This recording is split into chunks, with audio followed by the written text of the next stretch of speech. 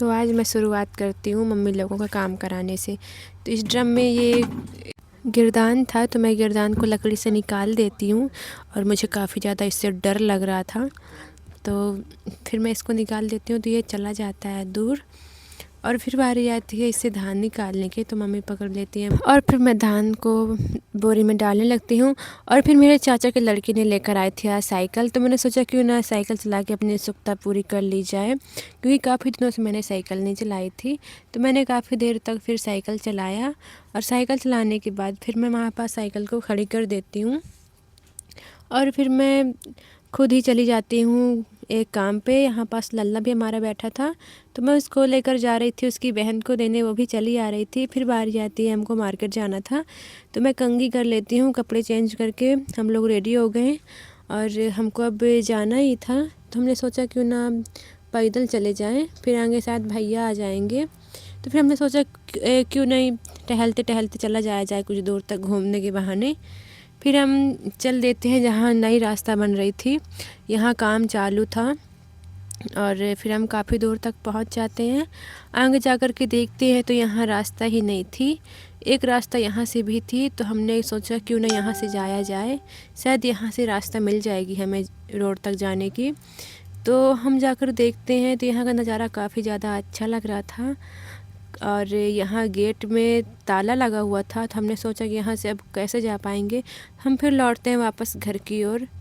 तो अब हम तो आज रास्ता भटक ही गए और हम काफ़ी ज़्यादा थक गए थे, तो फिर हम यहाँ थोड़ा रेस्ट लेने लगते हैं।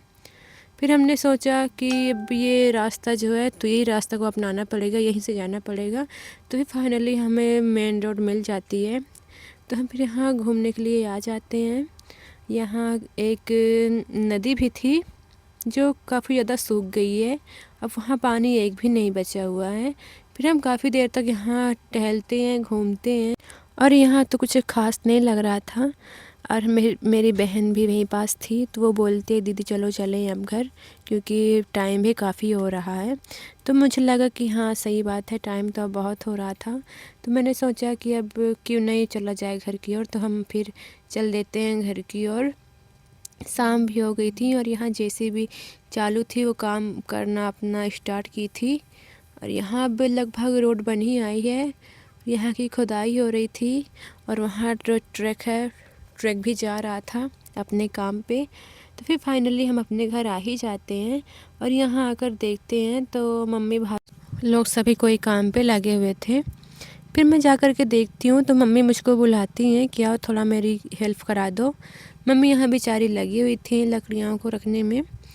फिर मैंने सोचा क्यों ना पहले कपड़े चेंज कर लूँ, तो यहाँ कुछ लोग भी आए हुए थे कुछ सामान रखने।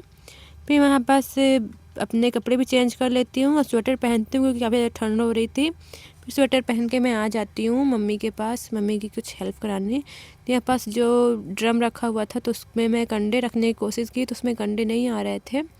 फिर मैं जाती हूँ एक टप लेने जिसमें कंडे हमारे आ जाएंगे सारे। तो मैं फिर चल देती हूँ टप लेने, तो मुझे एक टूटा टप मिलता है। तो फिर इसमें हम नीचे रख देते हैं इसको और इसमें एक एक करके कंडों को रखना शुरू करते हैं।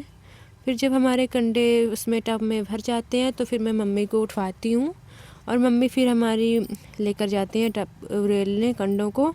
फिर आ जाती हैं, फिर हमारा काम ऐसे ही रहता है। और फिर हम बर्तन धुलते हैं, बर्तन धुलने के बाद आग तापते हैं। तो आज काफ़ी ज़्यादा ठंड हो रही थी, तो हम फिर आग तापते रहते हैं और धुआं भी काफ़ी ज़्यादा लग रहा था। तो आज का ब्लॉग यहीं से ख़त्म होता है, तो गुड नाइट।